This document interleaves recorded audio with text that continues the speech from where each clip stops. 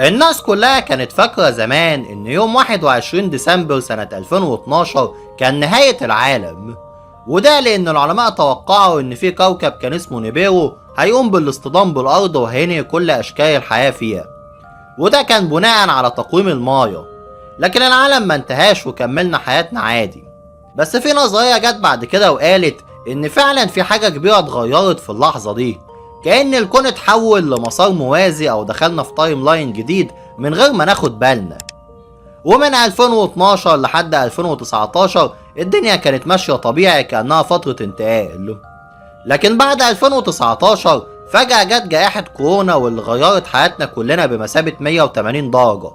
فالتكنولوجيا بدأت تجري أسرع من قدراتنا على استيعابها، ذكاء اصطناعي وميتافيرس وعملات رقمية، وكمان الأسعار زادت جدا والفلوس قيمتها قلت، والكوكب نفسه دخل في حالة فوضى وحرائق وفيضانات وعواصف ما كانتش بتحصل بالشكل ده. ومعظم الناس، ومش هبالغ كمان لو قلنا كلهم، بقوا عايشين في تعاسة، وده لان هم فقدوا الاحساس بالامان والبساطة اللي كانوا بيحسوه زمان. واللي مؤمن بالنظرية دي بيقول ان 2012 كانت بداية العد التنازلي، و2019 كانت هي لحظة الاغلاق النهائي للعالم القديم، ومن وقتها احنا مش عايشين في نفس الواقع اللي اتولدنا فيه.